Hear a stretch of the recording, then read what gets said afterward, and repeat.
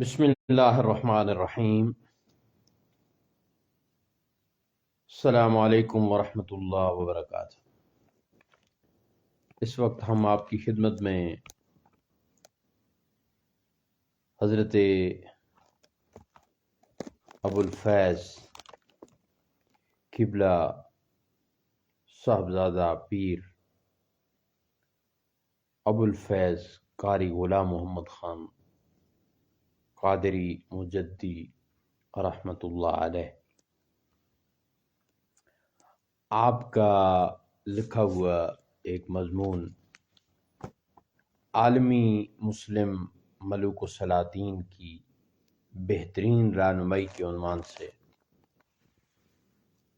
آپ کی خدمت میں ہم پیش کرنے کی سعادت حاصل کر رہے ہیں۔ آپ کا یوم وصال 5 رمضان المبارک کو گزرا ہے، اسی مناسبت سے ہم آپ کا مضمون آپ کی خدمت میں پیش کر رہے ہیں۔ مسلمان حکمرانوں کو بہترین مشورہ۔ ہم تمام اسلامی ممالک کے جملہ حکمرانوں کو بالعموم اور ملک پاکستان کے وزیر اعظم، صدر مملکت اور وزرائے مملکت کے لشکر جرار اور اسمبلیوں میں اپنے جائز حقوق کے حصول اور تنخواہوں میں اضافوں اور دیگر لوازمات و مناسبات کے لیے بل پیش کرنے والے حزب اقتدار اور حزب اختلاف سے تعلق رکھنے والے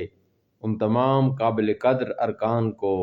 بالخصوص یہ مشورہ دینا ضروری سمجھتے ہیں جنہوں نے نہایت جرأت و بہادری کا مظاہرہ فرماتے ہوئے تالیوں کی گونج میں یہ مشکل ترین مسئلہ چٹکیوں میں بلکہ ان سے بھی پہلے حل کیا اور اتفاق رائے سے اپنی تمام ضروریات زندگی کے حصول کے لیے فوراً بل پاس فرما کر دم لیا اور بجا طور پر فرمایا کہ یہ ہمارا حق ہے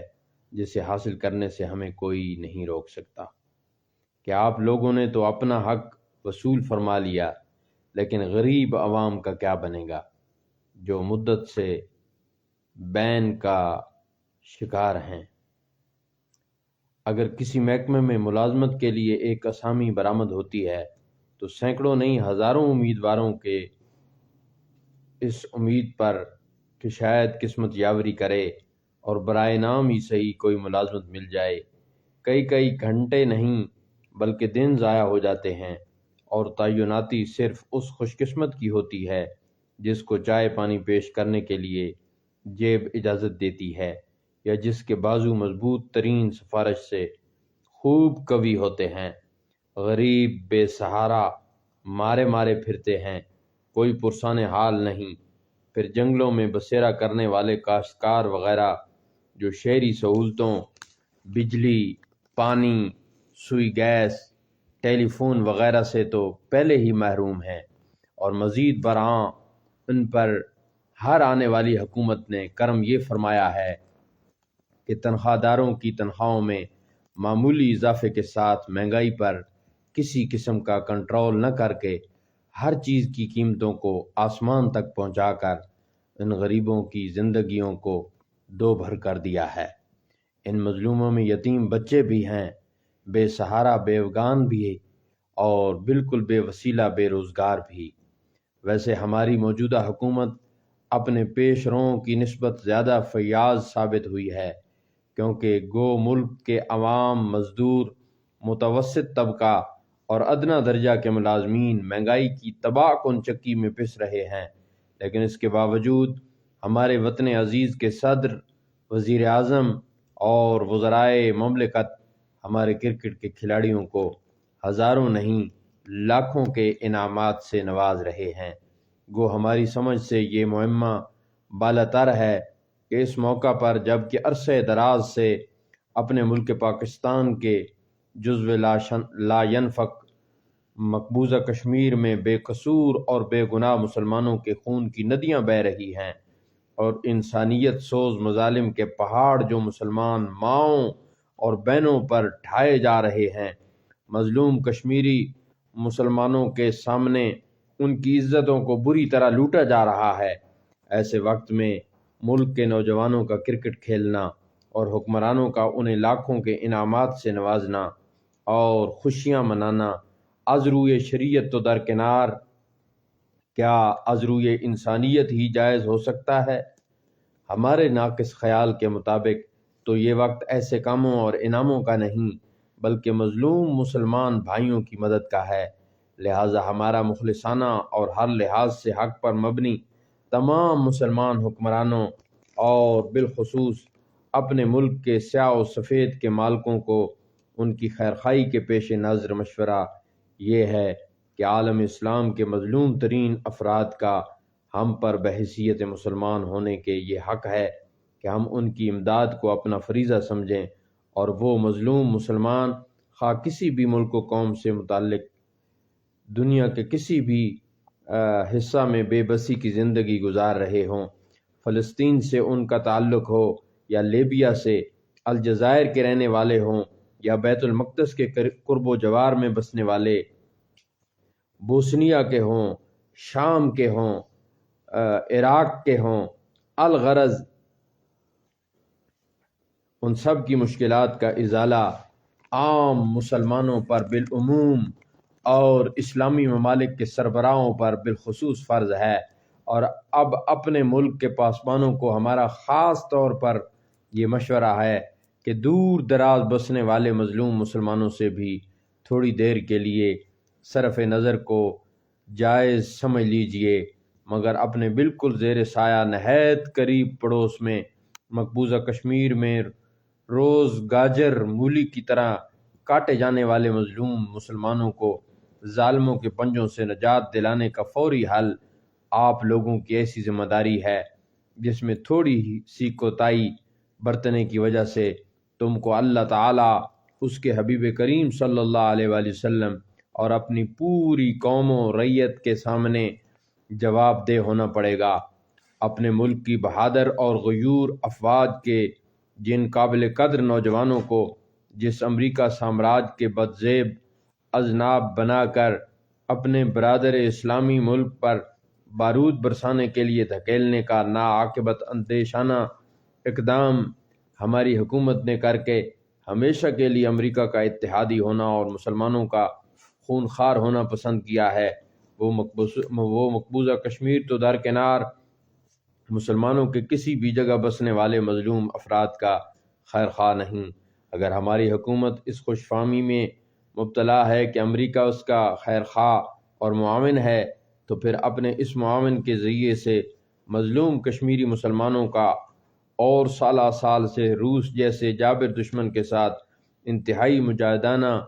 ٹکر لے کر پوری دنیا پر شجاعت کا سکہ بٹھانے والے افغانوں کا استحصال بند کرانے کے لیے امریکہ کو کیوں نہیں بلایا جاتا؟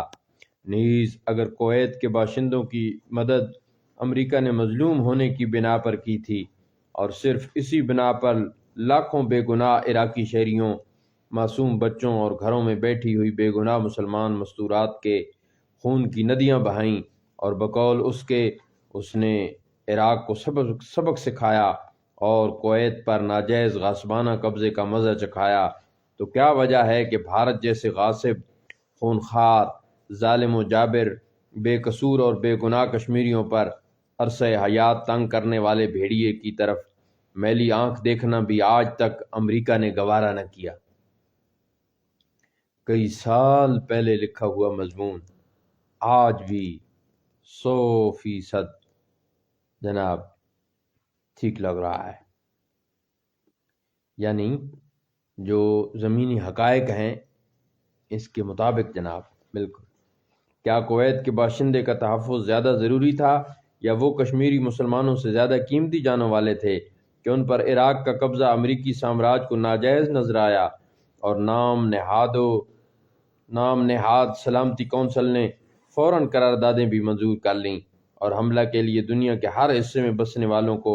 نہ صرف بلایا گیا بلکہ انہیں اکٹھا کرنے کے لیے سارے اقدامات بھی کر لیے گئے، اور کسی بے گناہ بے قصور آبادی کی پرواہ کیے بغیر یالہ باری کی طرح بارود برسانا ضروری اور عراقی مسلمانوں کو صفحہ ہستی سے مٹانا لازمی سمجھا گیا۔ عراق کا قبضہ اگر بالفرض ناجائز بھی تسلیم کر لیا جائے اور اس کے خلاف ساری کارروائی کو تھوڑی دیر کے لیے مبنی برحقی مان لیا جائے تو یہ گناہ روئے زمین پر کسی اور نے بھی کیا تھا یا صرف عراق ہی نے یہ غلطی کی تھی؟ کیا اسرائیل کا قبضہ ظالمانہ اور غاصبانہ نہیں؟ فلسطینیوں کا جینا جس ظالم نے مدت سے 2 بر کیا ہوا ہے، اس کے خلاف آج تک کیوں امریکہ کو طیش آنے کا سوال پیدا نہیں ہوا؟ سلامتی کونسل کی قراردادوں پر آج تک اسرائیل کے خلاف کیوں عمل نہیں کیا گیا؟ پھر مسلم ملک لیبیا کے خلاف امریکی سامراج کی حال ہی میں عائد کردہ پابندیوں پر ہماری حکومت کی توجہ کیوں نہیں؟ آخر یہ سارے قواعد و ضوابط صرف اور صرف مسلمانوں اور بالخصوص امریکہ سامراج کو آنکھیں دکھانے والوں ہی کے لیے مخصوص کیوں ہیں؟ کیا اس امر پر توجہ دینے کی ہماری حکومت نے کبھی زحمت گوارا فرمائی ہے؟ اگر ہماری حکومت آج تک بھی کسی خوش فہمی میں مبتلا ہے تو عالمی وحدت اسلامیہ کے مخلص ترین کارکن اپنی اس امریکہ کی انتہائی وفادار حکومت کی توجہ اطلاعات و نشریات کے ایک سابق وفاقی وزیر کے روزنامہ نوائے وقت راولپنڈی کے 26 مئی 1992 کی اشاعت میں صفحہ نمبر 5 پر درج ذیل موٹی سرخی پر مرکوز کرانا چاہتے ہیں کہ امریکہ عالمی نظام کے راستے میں مسلمان سب سے بڑی رکاوٹ ہیں۔ امریکی عالمی نظام کے راستے میں مسلمان سب سے بڑی رکاوٹ ہیں۔ انہوں نے کہا کہ امریکہ مسلمانوں کو بنیاد پرست کہتا ہے۔ اس کا خیال ہے کہ جب تک مسلمانوں کو سرنگوں نہ کیا جائے اس کا نیا عالمی نظام نہیں چل سکتا۔ اس بیان سے امریکہ کی مسلمانوں کے ساتھ ساری ہمدردیوں کا راز بخوبی کھل جاتا ہے کہ وہ بدنہاد کسی وقت بھی مسلمانوں کی امداد کے لیے نہیں بلکہ ان کی بربادی کے لیے کمر بستہ ہے، اور جب حقیقت سب کے سامنے ہے تو پھر مسلمان حکمرانوں کو امریکی سامراج کا پٹھو اتحادی بننے کا جرم دوبارہ بھول کر بھی نہیں کرنا چاہیے۔ اگر معرکہ عراق کے وقت ہمارے مسلمان حکمرانوں کو اپنے دوست اور دشمن کو پہچاننے کی تمیز نصیب ہو جاتی تو آج پوری دنیا کا نقشہ کچھ اور ہوتا۔ اگر عراقی صدر صدام حسین کو، جنہوں نے جذبہ جہاد کے سبق کو دنیا میں تازہ کیا ہے، صرف اور صرف ایک پاکستان کی حمایت حاصل ہوتی تو امریکہ کا مردود صدر، جو آج اپنے آپ کو وقت کا فرعون سمجھ کر روئے زمین کے مسلمانوں کے خلاف دنداتا پھر رہا ہے، اور وہ مسلمانوں کے دست نگر ہوتا اور ان سے تعاون و سرپرستی کی بھیک مانگتا۔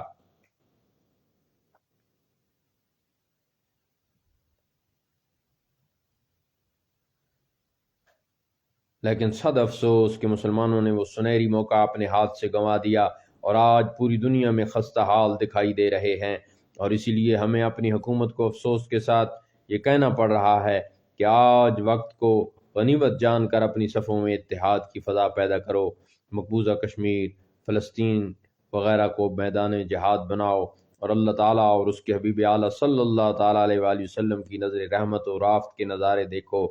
امریکہ کو تو ہم سکوت ڈھاکہ کے وقت بھی آزما چکے تھے، اس کی امداد کو ہم دیکھتے ہی رہے اور ملک عزیز کا ایک قابل قدر حصہ کھو بیٹھے۔ آزمائے ہوئے کو آزمانا عقل مندی نہیں، اپنے حال پر رحم کرو۔ برادر ملک افغانستان کو امن و امان اور اسلام کا گہوارہ بنانے کی فکر کرو، اور خوب سوچو کہ مفکر پاکستان علامہ محمد اقبال رحمۃ اللہ علیہ کے مندرجہ ذیل اشعار کے مخاطب کون ہیں؟ جو وضع میں تم ہو نصارا تو تمدن میں ہنود، یہ مسلمان ہیں جنہیں دیکھ کے شرمائیں یہود۔ یوں تو سید بھی ہو، مرزا بھی ہو، افغان بھی ہو، تم سبھی کچھ ہو، بتاؤ تو مسلمان بھی ہو۔ ہر کوئی مست مئے ذوق کے تن آسانی ہے، تم مسلمان ہو یہ انداز مسلمانی ہے۔ حیدری فقر ہے، نئے دولت عثمانی ہے، تم کو اسلاف سے کیا نسبت روحانی ہے۔ وہ زمانے میں معزز تھے مسلمان ہو کر، اور تم خوار ہوئے تارک قرآن ہو کر۔ تم ہو آپس میں غضبناک، وہ آپس میں رحیم، تم خطا کار و خطا ہیں، وہ خطا پوش و کریم۔ چاہتے سب ہیں کہ ہوں اوج ثریا پہ مقیم، پہلے ویسا کوئی پیدا تو کر